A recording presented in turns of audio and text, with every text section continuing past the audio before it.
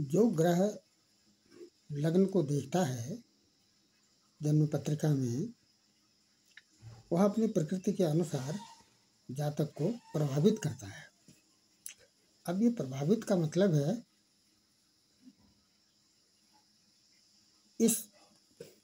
ये जो वाक्य लिखा गया है, जो ग्रह लग्न को देखता है वह अपनी प्रकृति के अनुसार जातक को प्रभावित करता है।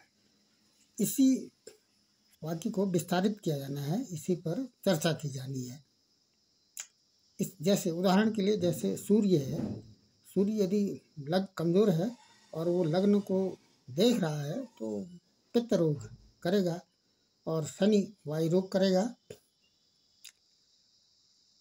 अब इसी वाक्य को विस्तारित करने पर इसी का विश्लेषण किया जाना है। इसके लिए हमें कुछ आधार की आवश्यकता होती है।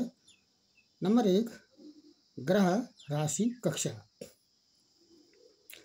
अब ये नंबर 1, 2, 3, 4 ऐसे तो ये नहीं होगा, ये ग्रह कक्षा हमने देखनी होती है। इसके लिए ये जन्म पत्रिका है 15 दिसंबर 1991, समय रात्रि के 3 बजे। लग्न के जन्म के समय की ग्रहों की डिग्री के आधार पर वे किस कक्षा में हैं इसको देखा जाता है। इसको कैसे निकालते हैं? 0 डिग्री से लेकर 3 डिग्री 45 कला तक शनि की कक्षा होती है, क्योंकि ये इनकी गति के आधार पर ये कक्षाओं का क्रम निर्धारित किया गया है। शनि 2.5 साल में राशि बदलते हैं और गुरु लगभग 1 साल में। बाकी मंगल, सूर्य, शुक्र और बुध लगभग 1 महीने में राशि बदलते हैं। चंद्रमा तो 2.25 दिन में ही राशि बदल देते हैं और लग्न 2.5 घंटे में बदलता है। ये एक राशि का ग्राफ है। एक राशि 30 डिग्री की होती है, उसमें 8 कक्षाएं होती हैं। जब कोई ग्रह उस राशि से गुजरता है तो उस राशि में भी उसको कक्षाओं में उसका निर्धारण होता है। जैसे उदाहरण के लिए सूर्य जन्म के समय पर सूर्य की डिग्री 28 डिग्री 29 कला है, तो ये अंतिम कक्षा में है। किसकी कक्षा है? लग्न की कक्षा है। चंद्रमा की जन्म के समय की डिग्री 4 डिग्री 22 कला है, तो ये चंद्रमा किसकी कक्षा में है? ये दूसरी कक्षा में है, ये गुरु की कक्षा में है। बुध मंगल की डिग्री 17 डिग्री 36 कला है, तो ये मंगल शुक्र की कक्षा में आएंगे। ऐसी डिग्री के आधार पर मंगल, बुध, शुक्र, राहु और केतु शुक्र की कक्षा में हैं और शुक्र बुध की कक्षा में है। चंद्रमा की कक्षा में कोई नहीं है। तो ये कक्षाएं निर्धारित क्यों की जा रही हैं? इससे इसके नैसर्गिक मित्रता, तात्कालिक मित्रता और पंचदा मित्रता का इससे विश्लेषण किया जाएगा। ये तो जन्म के समय की कक्षाएं हैं। अब दूसरा बिंदु आता है, ग्रह जन्म के समय की पत्रिका और इस जन्म D1 का ये ग्रह गोचर है।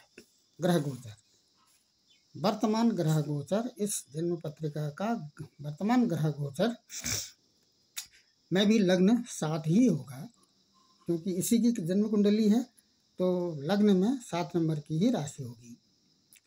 तो ये D1 चार्ट है और ये ग्रह गोचर है। इसमें इस शंका के निवारण के लिए ये जो ग्रह गोचर है, इस जन्म D1 इस जन्म पत्रिका का ग्रह गोचर है। इस जन्म पत्रिका का D1 चार्ट का ये ग्रह गोचर है। जन्म के समय पर शुक्र अपनी राशि में है और ग्रह गोचर में शुक्र चंद्रमा की राशि में है। इसी प्रकार से यदि हम वर्तमान ग्रह गोचर की कक्षा देखें तो यहाँ पर ये कक्षा की स्थिति डिग्री के आधार पर ये ग्रहों की कक्षाएं इस तरह से आती हैं। गुरु बुध की कक्षा में, सूर्य अपनी कक्षा में, चंद्रमा अपनी मंगल की कक्षा में, शनि गुरु की कक्षा में और सूर्य शनि की कक्षा में है। इस ये सूर्य नहीं आएगा इसमें, क्योंकि सूर्य की डिग्री तो 13 डिग्री है। तो 13 डिग्री के आसपास ये सूर्य अपनी ही कक्षा में होगा, सूर्य अपनी कक्षा में है, तो ये कट जाएगा इसमें से। तीसरा, जन्म पत्रिका D1 और ग्रह गोचर का स्पष्ट हो गया। लग्न को देखने वाले ग्रह की प्रकृति, अब इस पर चर्चा की जानी है। लग्न को देखने वाले ग्रह, ये D1 चार्ट में लग्न को एक शनि देखते हैं 10वीं दृष्टि से, और केतु देखते हैं, 2 ही ग्रह देख रहे हैं। तो ये अपनी प्रकृति के अनुसार लग्न को प्रभावित करेंगे। इसको फिर हम D9 से भी इसका देखते हैं कि D9 में लग्न को की क्या स्थिति है। तो लग्न में भी इसका विश्लेषण किया जाएगा D9 में और D1 में। मुख्य रूप से D1 में ही इसका दृष्टियाँ देखी जाती हैं। तो शनि इसको देख रहे हैं और केतु इसको देख रहे हैं। और वर्तमान ग्रह गोचर में लग्न को गुरु और चंद्रमा देख रहे हैं। तो गुरु की क्या प्रकृति है, चंद्रमा की क्या प्रकृति है। चंद्रमा तो ये चंद्रमा से वात कफ आदि रोगी की संभावना होगी, लेकिन इस गुरु और चंद्रमा की दृष्टि लग्न को प्रभावित करेगी। इसके लिए यह देखा जाएगा कि ये दोनों ग्रह अच्छी जगह हैं या खराब जगह हैं।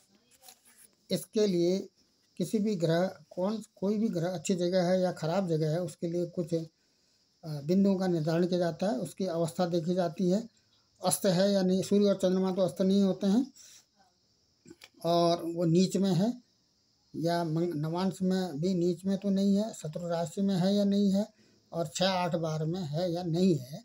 इनके आधार पर यह अच्छी जगह और खराब जगह का निर्धारण किया जाएगा।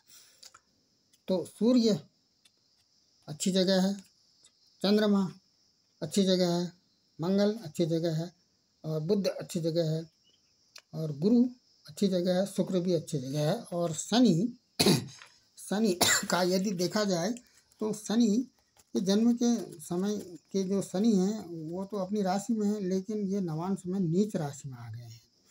तो ये इसकी स्थिति खराब यहाँ पर दिखाई जाएगी, इसकी स्थिति यहाँ पर खराब दिखाई जाएगी। जो अंतिम बिंदु है वो ये कि जॉब के लिए इन चर्चा बिंदुओं का जॉब पर क्या प्रभाव पड़ेगा।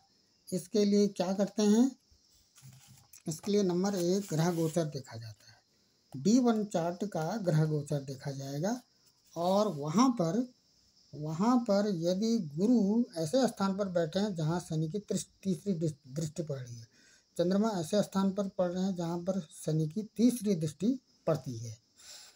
ये गुरु और चंद्रमा क्या हैं। गुरु यहाँ पर इसको भी जॉब के लिए देखा जाता है। चंद्रमा देखा जाता है, सूर्य देखा जाता है, और शुक्र देखा जाता है। तो सूर्य और शुक्र में तो शनि की दृष्टि नहीं है, शनि की दृष्टि केवल गुरु और चंद्रमा में है, और ये गुरु और चंद्रमा दोनों ही अच्छी जगह बैठे हुए हैं। यदि ये गुरु 7 नंबर की राशि में होते या गुरु चंद्रमा शुक्र के साथ बैठे होते, तब तो 100% है ये जॉब की इसमें संभावना थी। वैसे इसके लिए कई बिंदु आते हैं। अष्टक वर्ग में क्या स्थिति है और भिन्नाष्टक वर्ग में क्या है, षड्बल क्या है, इस तरह से मित्रता, शत्रुता, उच्च राशि, नीच राशि, दृष्टियाँ, शुभ स्थान, अशुभ स्थान, और खरेश, मार्केश, 64 दृष्टिकांड, 6, 8, 12, इन कई बिंदुओं के अतिरिक्त एक ये भी है। ये केवल एक है बिंदु, इसके आधार पर इसकी जो संभावना है वो लगभग 60% बनती है।